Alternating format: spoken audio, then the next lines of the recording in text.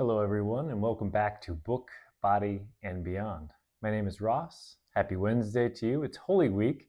Today's Wednesday. We've got Good Friday coming up, and of course Easter Sunday to cap it all off. But we've got our work cut out for us today because we're in the last book of the Old Testament. There are 39 books. We are in the 39th book of the Old Testament, which is Malachi. If you flip to Malachi 4, that's the last chapter of Malachi. In verse 2, you'll see it says, "But unto you that fear my name shall the Sun, capital S-U-N, of righteousness arise with healing in his wings." Sun, capital S-U-N. Now, if you want the Sun, the S-O-N of righteousness, you're going to need to pick up a Book of Mormon. Because in the Book of Mormon, we actually have three sightings of the Son of Righteousness. The first one being in 2 Nephi 26, verse 9. 3 Nephi, 25th chapter, verse 2. And then lastly in Ether, chapter 9, verse 22, we've got, once again and for the third and final time, the S-O-N, Son of Righteousness. And since it is Holy Week, I'd love it if you paid attention, especially on Good Friday. So the sun, the S-U-N, has, of course, passed over the equator. It's now entered into the northern hemisphere, which is why we're celebrating Easter or Passover. The sun has passed over the equator. That's why we're celebrating these holidays in the first place.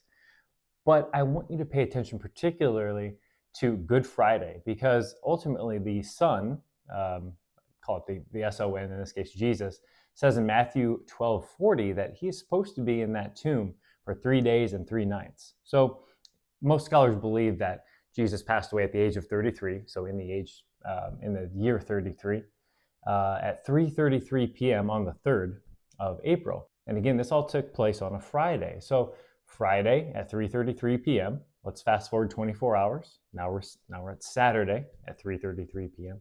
If we fast forward another 24 hours, now we're in the afternoon on Sunday, which of course is not 3 days and 3 nights. You do not need to be a mathematician to understand that that doesn't make any sense. So according to this Christian math, Jesus arises about a day and a half early. Millions of Christians are going to wake up Sunday morning, the day of the sun.